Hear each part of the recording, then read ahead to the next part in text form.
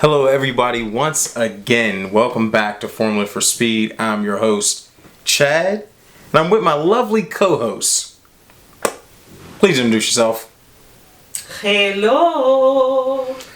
Guys, this is Babyface, and we are here for another segment of Let's Talk About It. We got time. I sent Babyface a message earlier this week, and I said, it happened. Vettel to Racing Point. Well, actually, you sent me a message that Perez was leaving after the season. True. Correction. And a day after that, the news came out. Vettel is signing with Racing Point. Yeah, I'm not surprised. I knew something was up when and guys, before I continue, let us know in the comments, what do you think about that move? Did you see it coming? I feel like some people saw it coming, others didn't, especially with Perez having more time on his contract. So I was kind of 70-30. 70% of me thought he would sign somewhere, 30% of me thought he would sit out a year. But then 70% of me said, someone will make room for him. And with, Babyface, with Perez leaving, I want to know the backdoor story, behind the scenes, what happened with that. Because something tells me that's not a surprise to him.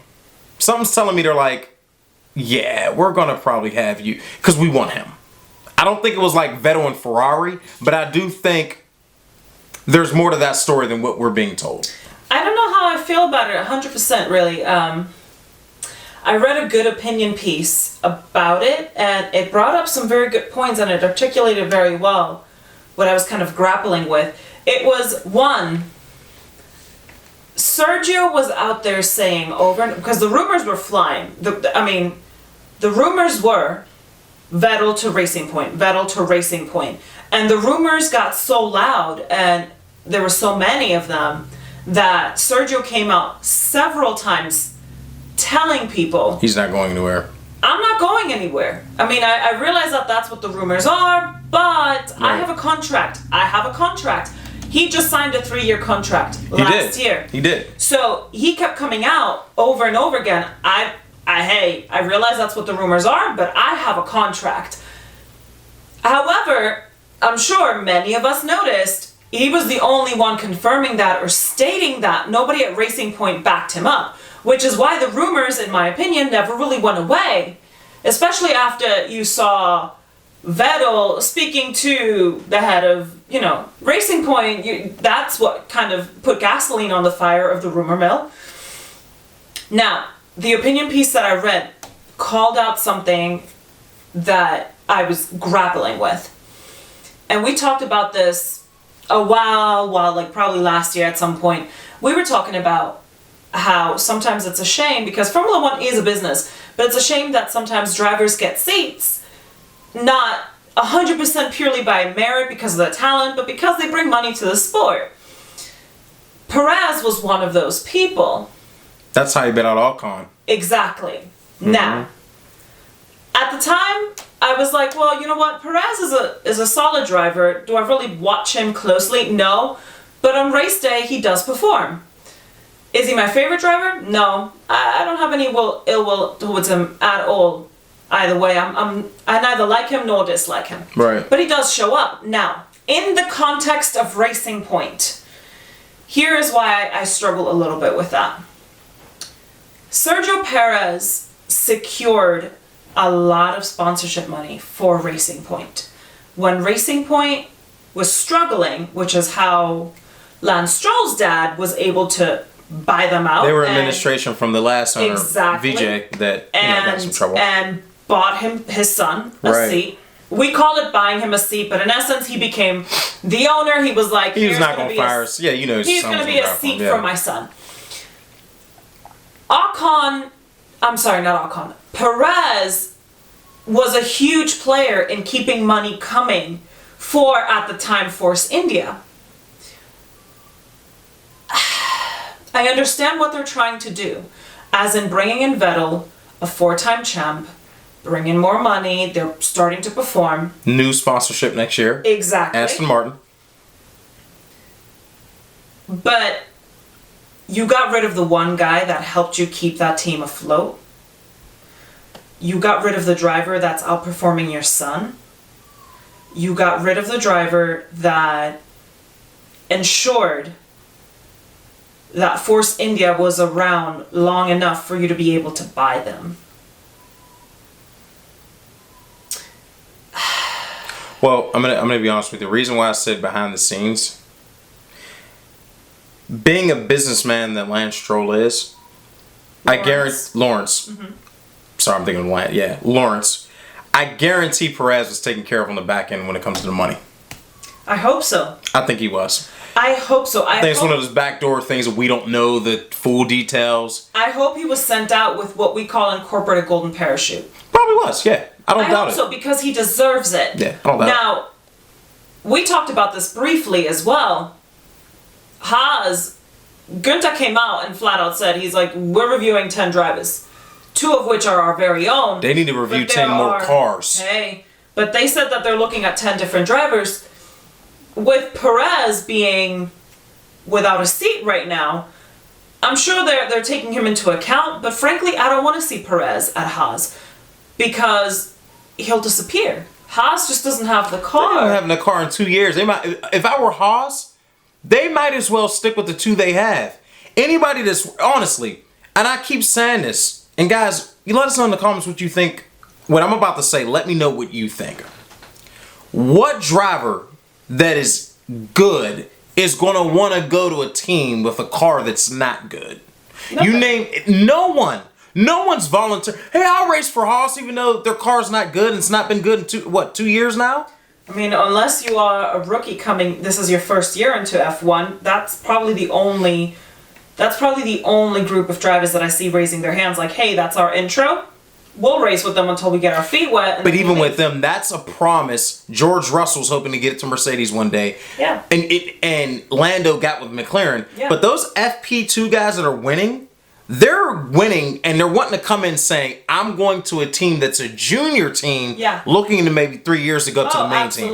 Like Charles Leclerc. Definitely. So with Haas, they're not a B team really to anyone. It's Haas. Yeah, it's Haas. So... And they'll be around for another 5 years, so we'll see what they come up with. I think they're hoping they can't wait for the rule change because they had a car in 18. They've not figured out the aero, and it doesn't help that Ferrari, all the Ferrari engine cars, or spec Ferrari cars, spec cars, not performing. So guys, let us know what you think. I mean, this is to me, it's very pivotal for Perez and Haas right now. Well, does Hülkenberg come back to Haas? I mean, if you're Hülkenberg, do you want to go to Haas? No, I don't want to see Hülkenberg back at Haas because again, Hülkenberg is a good driver. He's proven that. When he came back and raced for Perez, when Perez was COVID-19 positive, he drove that car, and he drove it very well. So no, I don't want to see him at Haas because he's again just gonna disappear unless Haas turns it around starting next season. But I mean, do you really want to take that chance of a promise? I don't know how I feel about that, especially if they're only going to be around for another 5 years as of right now. Do you really want to take that chance? Now, McLaren did come out and say, hey, if Perez is interested, we'll take him at Indy. Yeah, he can go to Indy.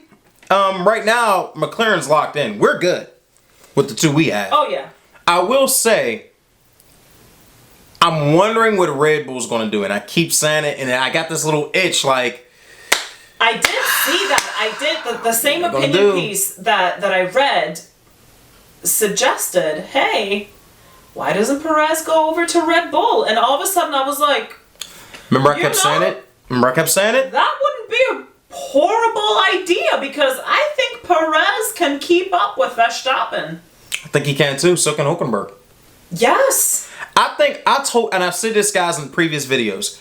No knock on Albon or any other drivers, but Horner and the people above him want guys that are going to be 1 and 2 behind each other. They don't want a guy that's running 3rd, another one running 7th or 8th. They just don't want it. So, in order to get what they're looking for, unfortunately for Albon, I just don't know if he can get it there right now. So what they're going to have to do is now they're going to have to reshuffle because AlphaTauri said they're going to keep Danny Kvyat. Yeah. I don't know if they're going to do that. I don't know at this point. So, guys, listen in the comments. What do you think? This is some good stuff. What do you think, Babyface? What you think? I agree. I think there is possibility for reshuffling, especially if you throw Red Bull into the mix. Up until now, I hadn't considered Red Bull joining the mix-up of drivers because they've been backing up Albon thus far. They've made it very clear, like, no, we brought in a more seasoned engineer. He's doing well. We're backing him up. And again, I like Albon. He's a really good driver. I watch seeing him drive, especially because he makes mistakes, yes, but you can see that he wants to. He takes risks, and he just needs some fine-tuning. He just needs those edges rounded out a little bit more. And over time, he's going to get there. Yeah. But within the parameter of Red Bull, who hasn't had, as you've stated over and over again, a 1-2. Not since Rick. 1-2 podium or 1-3 or 2-3. You haven't had that since Verstappen and Danny Rick. And so that's now what, your second year that you don't have that? So are you going to jump in and go, hey, Hülkenberg, hey, Perez, you just became available. Why don't you sit in one of our cars? Because, I mean, if Perez can take that Racing Point up to P3, P4, he can do it with a Red Bull. If Hülkenberg can do it in a Racing Point, he's going to be able to do it in a Red Bull. I'm going to tell you, I really wish, I know this is far-fetched, but guys, I really wish, this is why I want BMW to come back to F1. That'd be one more team on the grid. That would be wonderful. You get one more team on the grid, because now you're shuffling guys around. I wish they could come back. If BMW came back to the grid and they have a good car, I want to see Hülkenberg and Vettel in those pits, in those cockpits. Give me Hülkenberg and Perez. Because Vettel's already gone. Listen, I'm gonna be selfish. I want two of my people in our German. Yeah, that's fair. That's fair. hey, that's fair. I'm gonna be selfish. I'm gonna be like, hey, represent. Oh, and another team we forgot to mention too. Possible seat. Alfa Romeo. Because Giovinazzi's on the bubble from what I'm understanding. I'm hearing rumbles, I'm reading things, and I could be reaching, but I don't think I am. I think Giovinazzi's on the bubble, guys. But let me know in the comments what you think. Also doesn't have the car. Neither does Haas, but they're still looking. What I've noticed about F1 since I've been watching as a kid, even though the team can have a crap car, they still will always be looking for better drivers. Listen, Giovinazzi to Haas, Kimi to Red Bull, put Perez in the Alfa Romeo. I love Kimi, and I want to see more of Kimi. So Kimi and a Red Bull would make me happy. I think Kimi and a Red Bull, what everybody's crying about now, you'll start seeing a lot more Mercedes and Red Bull battles. Do I care? Ask me if I care. I would enjoy it. Yeah. I would be like, Kimi, go get him! Even though I'm a Mercedes fan, but I would thoroughly enjoy Hamilton, P1, and then all of a sudden on the radio you hear, get in there, Lewis, hammer time, and then here comes Kimi. Oh, okay. You think you're gonna, no, not today. Not today. And I can just see the interview. So Kimi, how did you close the gap and end up on that third corner, overtake Hamilton? I just got in the car and drove. And we had a good day today, and I'm gonna tell you, that would be it'd be some good Will stuff. I wanna see it. Hamilton already said it. He loves it. The Whittle. But the best drivers love the racing, the pure racing. I want to see it. I want to see. But guys, again, I think Giovinazzi's on the bubble. I think he is. I don't think they're gonna say much, but I think Giovinazzi's on the bubble, babyface, because he's not really done much. At the same time, do we really know if Kimi's gonna stay another year in Alpha? Nobody ever knows if Kimi's gonna stay. Kimi's been in question when he was at Ferrari, so no one knows if he's gonna stay. But I really want to see, because if Kimi goes, I think they get rid of Giovinazzi too, and I think there's 2 open seats. If I'm Alfa Romeo, honestly, no knock on Giovinazzi. Young driver. But if I'm Alfa Romeo, if Kimi's gone, I'm cleaning the house. And I'm thinking Well, then put Perez in Alfa Romeo because Exactly what I think they'll do. Exactly what I think, and I think they'll grab Hulkenberg too if he wants to come back and race. Grab Albon while you're at it and put Hülkenberg in the Red Bull. I don't think Red Bull's gonna get rid of Albon. I think they'll send him back down with Gasly and probably get rid of Kvyat if that were to happen. Well, then put Kvyat with Alfa. Because Kvyat is not a bad driver. Nope, but no, he's not. But K-Mag's not either. Kevin Magnussen's not a bad driver. He's still young. He's not a bad driver. He just doesn't have a car. That's true. So there's a lot, guys. Let us know in the comments. We're just brainstorming, guys. What do you think? Spitballing. Spitballing. We are fair enough. Hey, spitballing. I'm throwing you. Listen. We are playing verbal football. That is what we're doing. Hey, guys, let us know what you think. Babyface, this is crazy. I wasn't surprised. I said, There was no way you're telling me you were courting Vettel that much. I mean, literally talking to him that much and you weren't going to make a move. Well, at least now we know. The guessing game is finally over. Now, on the flip side, I really, really, really hope Racing Point is clean. And what I mean by that is that because they've really been doing well this season, I hope going into next season, they keep up that momentum and they're playing everything by the book. And it's not like another Ferrari situation where they get caught doing something, they get slapped on the wrist, and all of a sudden everything falls apart. I want to see Vettel in a car that's good, and I want to see him back up in the top 5, anywhere in the top 10, because seeing him so far down at the bottom was just not, it just wasn't right. Well, to be fair, that's a valid concern. The good thing is for Racing Point, they're still running a very powerful Mercedes engine. Ferrari's knock was their engine, right? Racing Point's knock is aero design, maybe some brake, but Racing Point showed their brake versus last year's Mercedes brake. It's a little different. So Racing Point's whole thing is, look guys, are there similarities? Yes, but Haas had similarities too when they had a good car in 18. So I think if anything happens, they'll get a fine. And Ferrari, whole nother issue. No one even really knows. We just know they got in trouble. Now their car is no good in the power department. But their stuff is so sealed off, no one knows. Well, no one knows. Hopefully, and I was just in the last video that we posted, I was just yapping about, I thought that Vettel should take a year off just to purge all that Ferrari mess out of his system. But I'm not mad that he's coming over to Racing Point, and I hope he kicks some Ferrari butt. I think he will next season, because he just needs to redeem himself.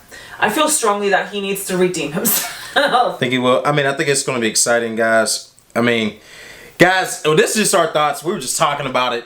You know, let us know what you think. Let us know your opinions, your thoughts, maybe some theories you have about more driver shakeups, more driver change-ups, and with the teams. And just let us know what you think. Thanks again for watching. This is Formula for Speed. I'm Chad. This is Babyface. Like, share, subscribe, please. And we appreciate all the love we've been given so far. And guys, if you have anything you want to talk about top of mind that you would like us to discuss on segments like this, let us know. And again, we appreciate it.